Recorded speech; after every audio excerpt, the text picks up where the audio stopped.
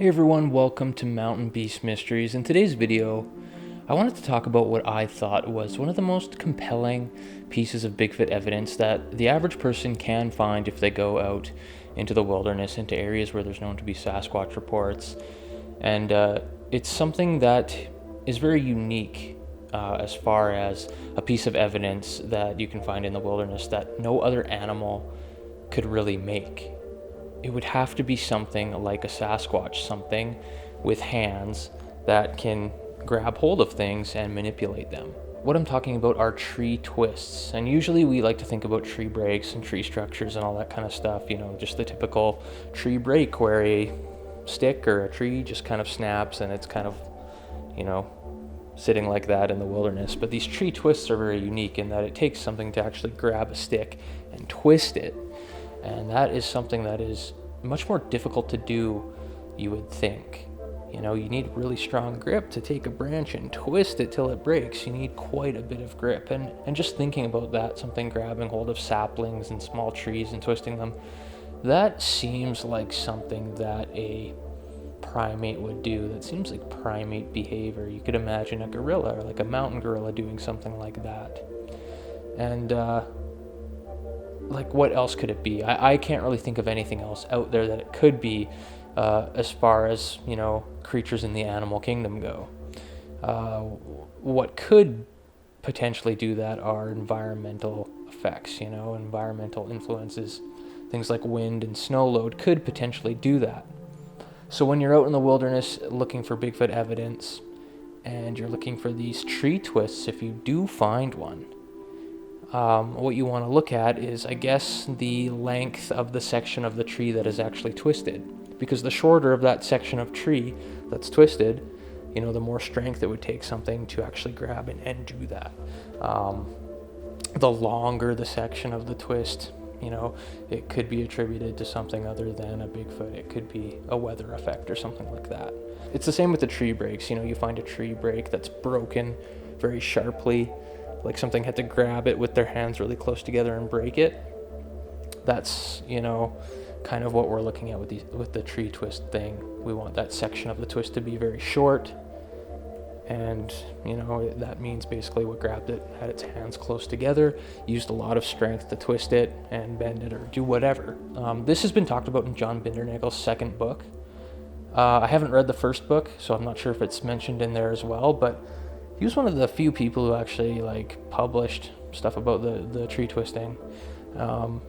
And it was largely ignored, and mostly people focused on the tree breaks and the tree structures and all that kind of stuff.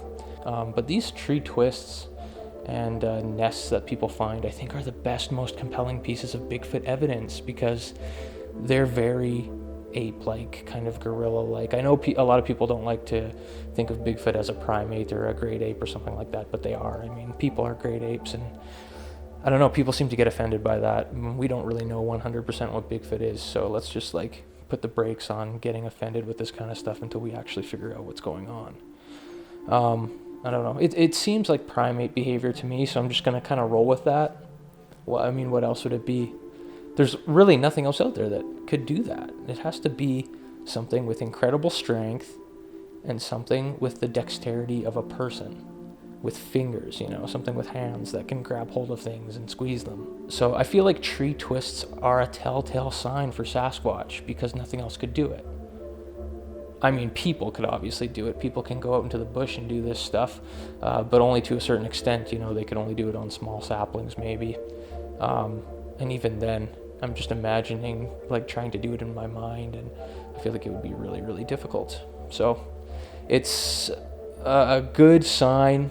If you find that out in the wilderness when you're out looking for Sasquatch, if you find something like that, then I feel like you're in a good spot and you should focus your energy on that area. If you find twisted trees, that's it. Stick to that location and pick that as your research area.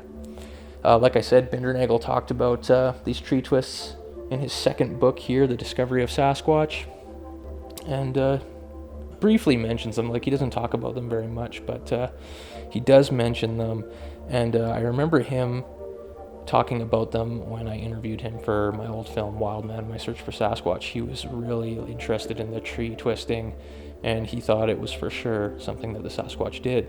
And, you know, if he thinks that, then I'm good kind of like exploring that theory, because he was quite the expert.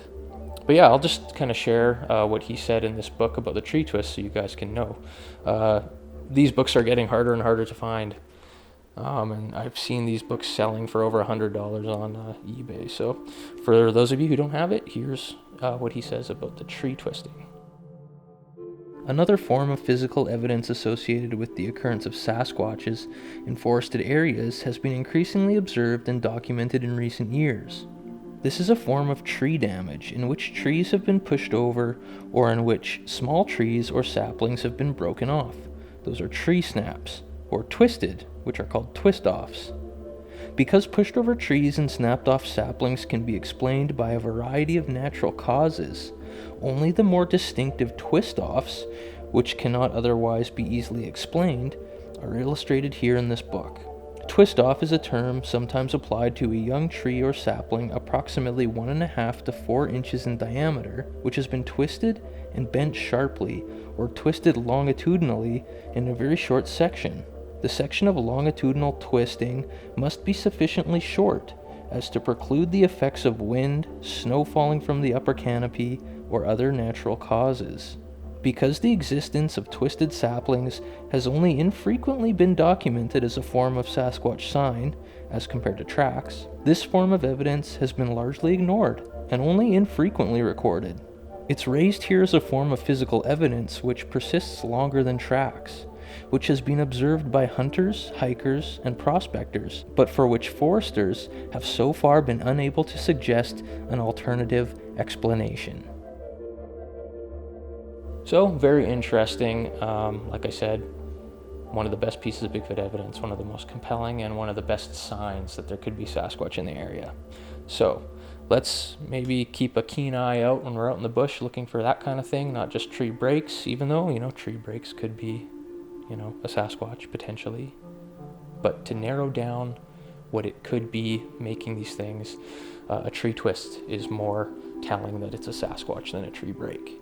Anyways, that's all I have for today's video. Keeping it short. Thanks for watching. We'll see you next time on Mountain Beast Mysteries.